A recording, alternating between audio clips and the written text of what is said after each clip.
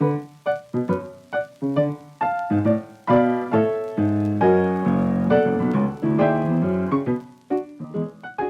are so death adverse in our society that we have forgotten how to just be with people and love them into death, just like we love them into birth.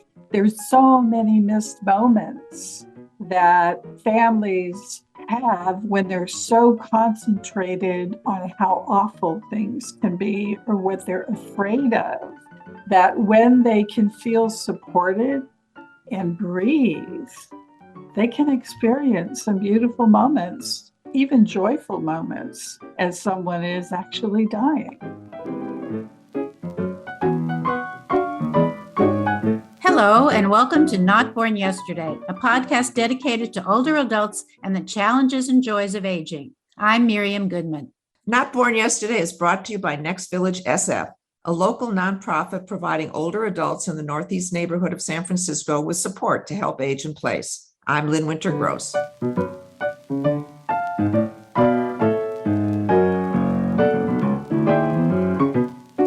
Today on Not Born Yesterday, we're going to talk about a newish approach to death and dying. If you're aware of the many cultural changes we experience almost every day, you may have heard of a birth doula, a person who provides emotional support to a mother during pregnancy and childbirth.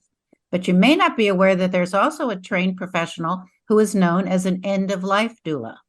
Doulas are not medical people, but they do help ease physical and spiritual pain and comfort the patient with compassion and understanding.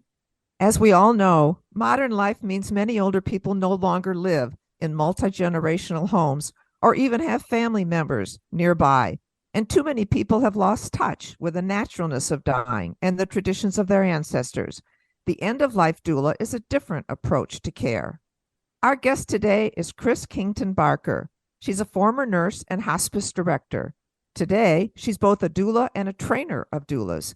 Whether you have received a life-limiting diagnosis, you care for someone near the end of their life, you feel a calling to serve the dying, or you just want to know more about the best practices in end-of-life care, Kris is here to explain it to us. Kris, welcome to Not Born Yesterday. I love your introduction because it was everything I would have said in the introduction, and I'm glad to be here. Thank you for having me.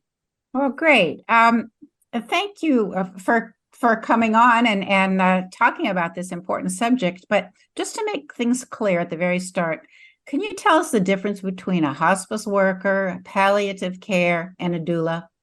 Boy, that's a biggie. A hospice worker, there are all kinds of different levels of hospice workers. So there are a lot of different roles of people involved in hospice. There's a nurse who really is attending to the physicality of someone as they're dying. So ensuring that their pain is taken care of, that their symptoms are managed appropriately. They're providing training to the family on how to administer medication, what to look for symptoms. Managing all of that is a medical thing. The physician, who's the medical director, has a role. There's a social worker in hospice and in medicine, and they're looking at the emotional needs of the patient and also looking at what's happening at home, what's happening at the dynamic between the family, what's going to happen to the person that's left behind, how are they going to adjust, and what kind of support do they perhaps need. So there's a whole lot of different people involved in it, and they all have a function. So the doula is the person that brings support not only to the person who's dying, but often to the people around them who are also experiencing anxiety about what's occurring, confusion about what's to be after they are no longer here, concern that the person may be suffering, not understanding what physical symptoms being displayed are being felt like by the person that they're witnessing it happening to, and being really concerned that they're not doing a good job or not doing enough, and needing support and the comfort of someone to say, you're doing a great job. You're okay. Your person is okay. And I'm right here with you. And we'll continue to be here with you while you go through this journey. This sounds like a very hard thing for someone to do, to be a doula with somebody at the end of life. How did you decide to go into this? You know, it is something that I love doing, and I love educating. I love, love, love educating.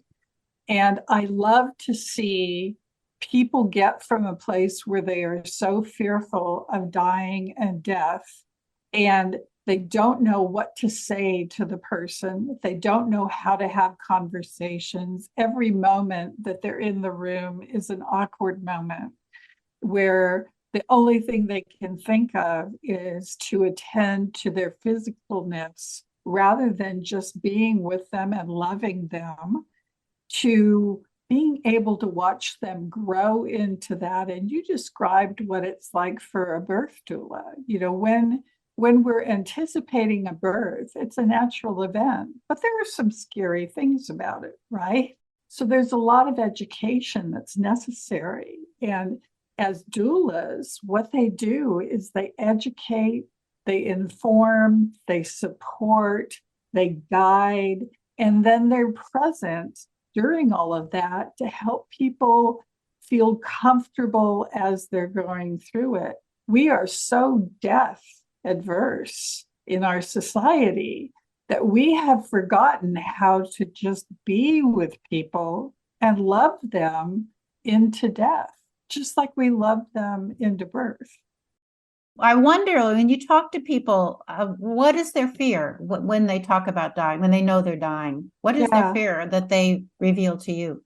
You know, the biggest fear of people is fear of pain, fear that they're going to have pain.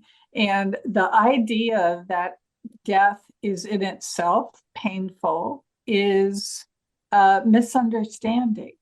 You know, that it's very hard to separate out anxiety about pain and actual physical pain. So once people understand that physical pain can very easily, in most circumstances, be resolved. And I have the good fortune to listen to some of your shows, which I love, by the way. And you had somebody on that was talking about medical aid in dying. And what we find with medical aid in dying is a lot of times with medical aid in dying, people want to opt for that option because they're afraid without it, they will suffer terribly if they wait until death takes its natural course. And the reality is that I've had as many patients who've had their medication and don't take them as patients who have, because what they found is they have the control of having the medication. What if? They found that actually it's relieved them to have it. They can opt at any time to take their medication, but they don't need to because they have control and that's all they wanted. So pain is one thing. The other thing is that we have so much miscommunication between families. You have the patient who really is worried about being a burden on their family. And so that comes up as another big issue. I don't want to overburden them. I don't want to stress them out. I don't want to make them suffer. I don't want this to be too hard for them. So people who are dying are not having conversations about their dying and death. People who are witnessing their person dying think that if they mention anything about death or dying, they will increase their suffering. And I'll talk to a patient and they will easily, I'll say, you know, can you tell me what you know about where you are in your disease right now? And I'll get oftentimes, I'm dying. And I'll talk to, but I'll hear, but don't mention it to my wife. She can't handle this conversation. She's not ready for it yet. go talk to the wife, and the wife will say, I know he's dying, but please don't say anything to him because I don't want him to give up hope. And it's like, have you met each other? Have you had a conversation? No. So a doula sometimes can just invite those conversations, and we never push. It's never about asking people to go any further than they want to go in their thoughts or conversations. It's just about opening an invitation, and really it's about listening. It's about being a really wonderful listener. So the end-of-life doula's primary commitment is to the dying person, and loved ones, family members may be included to the extent desired by the person who's dying. Mm-hmm. But I imagine there's opposition sometimes from family members or others to having an outsider come in at this time when somebody is terminally ill. How do you deal with that? Yeah, it depends on who hires the doula too. It may be that the end-of-life doula is more for the support for the caregiver. The primary person that is at the center of it all is, in fact, the dying person.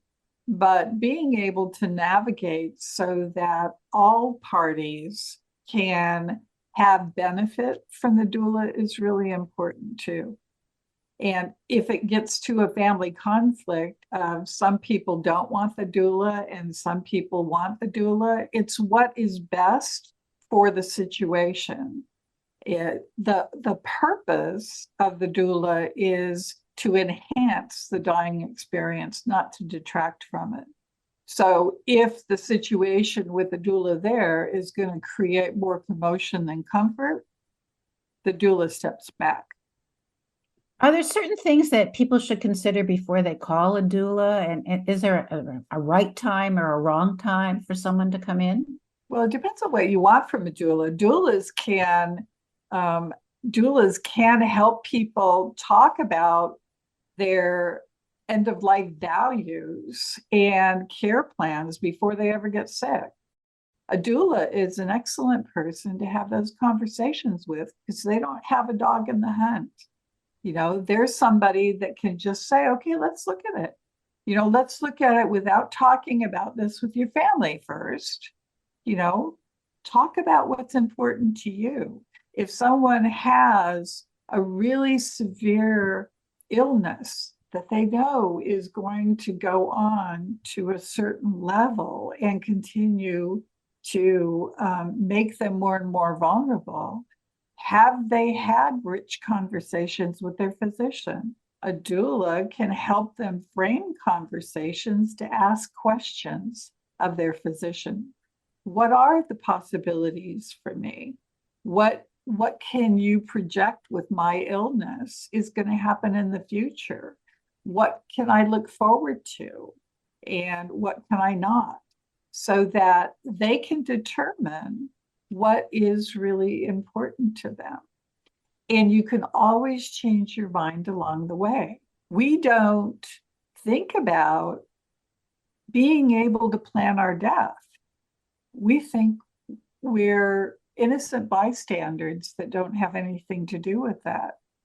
With a doula, you can plan your death just like you planned a birth, understanding you can't control all factors, but you can talk about who you want to be there or who you don't. You can discuss what level of pain control you want. Kris, our listeners are all over the country. How would people go about finding a doula in different cities? And how do you pay a doula? How much do you pay and how do you charge for doula services? Yeah, well, some doulas, it goes anywhere from zero payment for doulas that do pro bono work. And a lot of doulas do sliding scale. So they base what they charge based on what the person can afford. Some doulas in other communities will charge a set fee, for instance, anywhere from $30 to $75 or $90 an hour, depending on what services they're providing. A way to find a doula, one way is there's the national End of Life Doula Alliance. So it's really easy. You can even Google End of Life Doula and then your city, and they'll pop up. Well, Kris, thank you so much for sharing all this information today. I'm sure it's new to a lot of people. I know it was new to me, and we really appreciate your time. So thank you to our guest, Kris Kington Barker.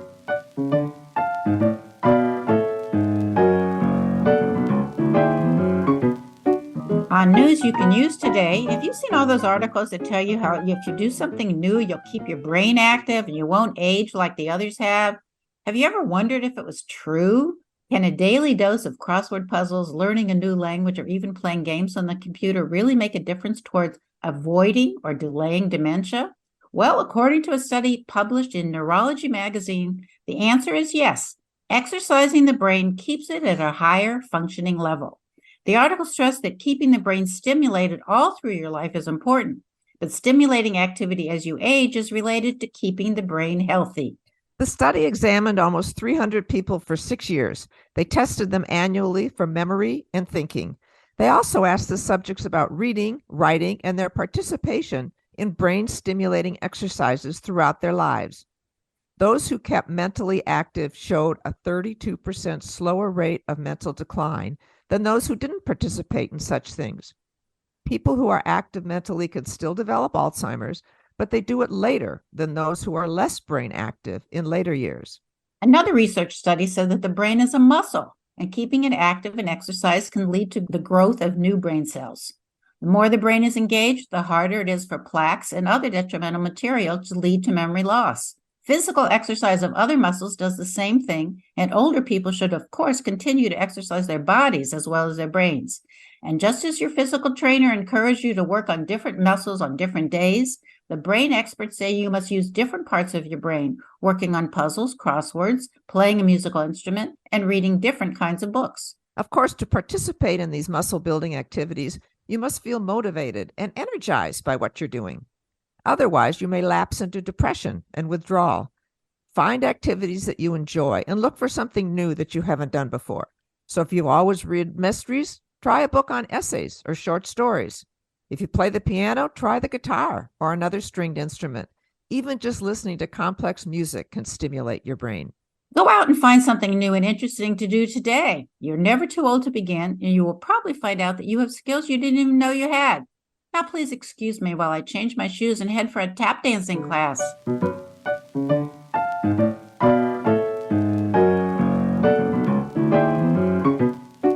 And that's our podcast for today. Our thanks go to our guest, Kris Kington Barker. You can learn about Next Village SF at their website, nextvillagesf.org. Our theme music is from Hook Sounds, and Jason Dahlstadt is our engineer. And thanks for listening. We would love to hear what you would like us to discover and discuss. Please contact us at notbornyesterdaypodcast.org. Be well, stay strong, and remember, you weren't born yesterday. I'm Lynn Winter Gross. And I'm Miriam Goodman.